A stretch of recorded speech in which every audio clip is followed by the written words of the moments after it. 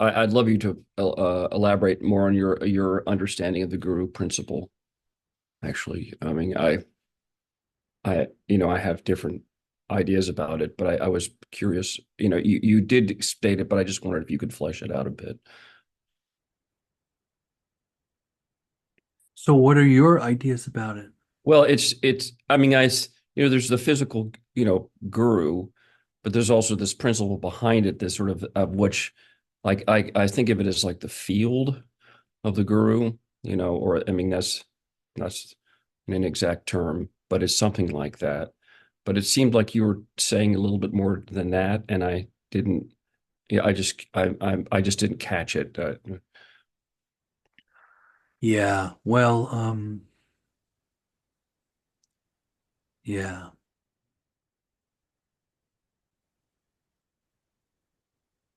I mean, we could talk about it in terms of levels. I mean, one of the things that I was keen to do in Tapestry of Being when I tried to describe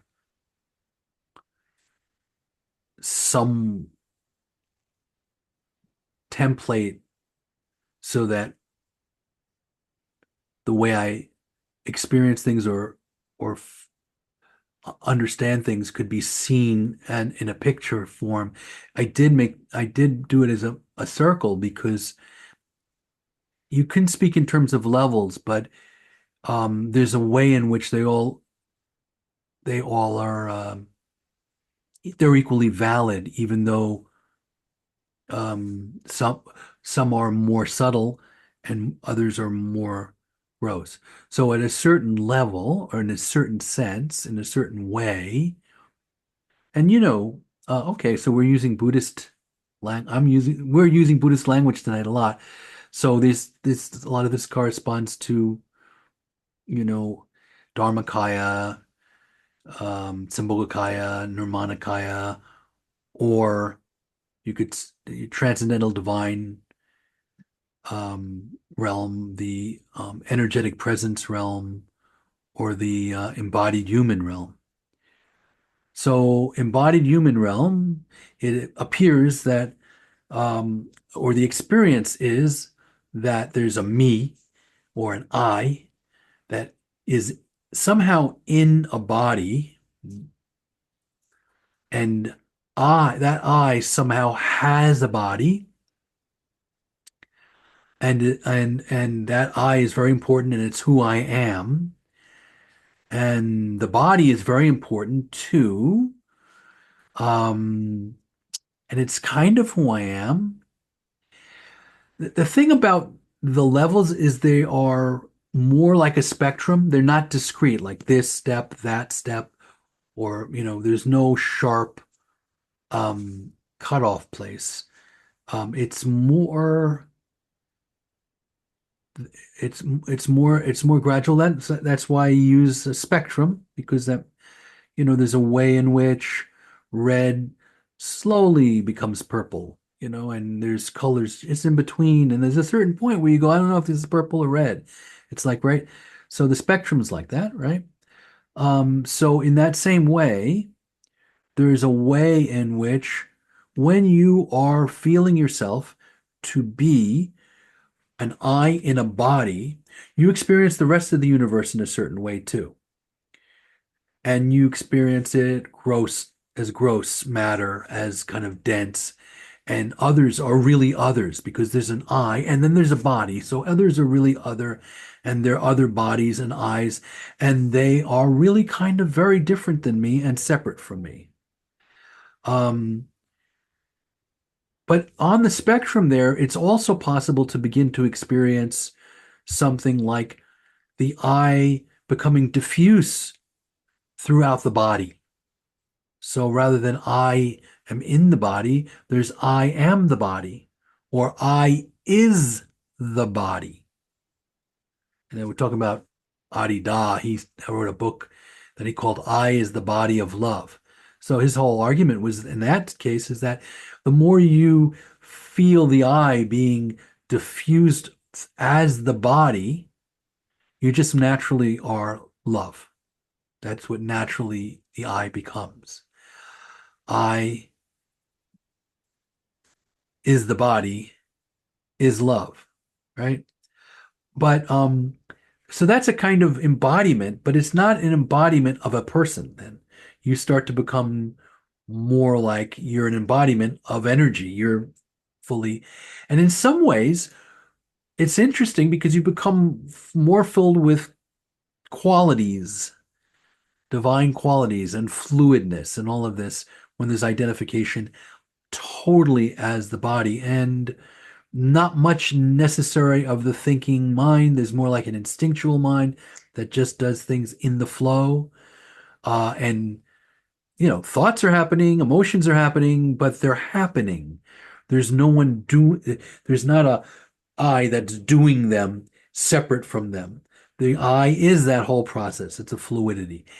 And that's a fully, you could say that's from one very gross to one more flowing, filled with energy. And then that's on the border of entering, you could say, the energetic presence realm, where you're not just the body. You start to feel yourself as the energy surrounding the body. Maybe you're the energy that's arising in consciousness. You're the full feeling of everything ultimately. And then beyond that, or further down the line, yes, you're this all expansive energy, but you're actually the space in which the energy is expanded. And that space is naturally conscious. So it's intrinsically aware and it's unmoving and unchanging, but it has a dynamic aspect or facet that is that energy that also can be solidified. So now you have three things. You have like ice and water and steam, or vapor, or um, the moisture that's in the space itself. That is not even necessarily a thing. So it's that kind of spectrum. On the most subtle level, there's no sense of duality. On the more gross level, there's definitely a sense of duality, and it's a sense, you could say. And then you can get into arguments. Is it illusory? Is it real or whatever? It's real in that it's experienced that way for someone, but it's illusory in that that is not the only thing that you are. And in fact, that's the more insight and the more uh, deep seeing, the less that feels to be the fact. And definitely not in definitely not as what you are. It may be a mode of something you can be. At times you can be contracted and feel separate, but at other times you can feel expanded and not separate. And sometimes you're beyond expansion. You could say you get to the edge of expansion and you realize, oh, everything that expands and contracts is not fundamentally what I am. What I am now is I am the space in which all of this is happening or appearing or arising. So, all of that is the experience of a human being. So, depending on what we're talking about, is what you can say about the guru principle.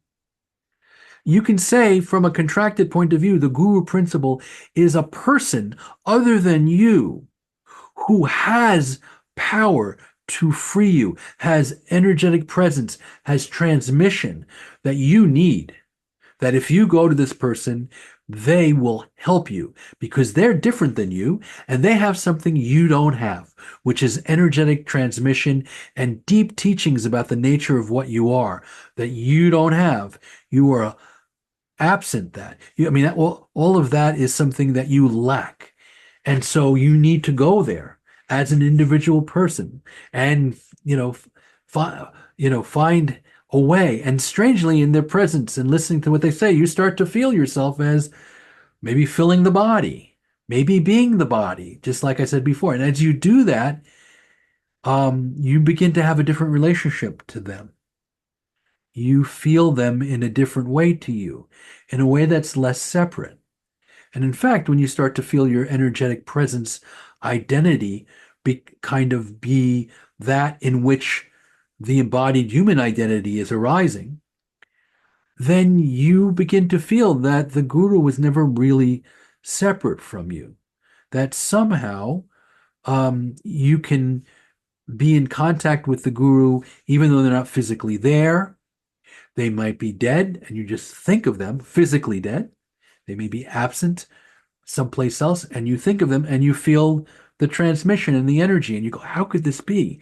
And like I said, it's a spectrum. So the insight and the understanding of what happens on a spectrum at some levels, well, my guru, they're in a different dimension, and so they can, you have all kinds of mind constructs. I think they can connect with me, and I can feel that. And then suddenly it's like, if you expand enough, it's like the guru and the deities have never been separate from me.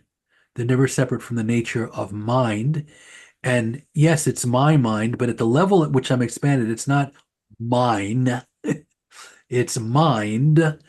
And they were never separate from my own mind. The guru is simply appears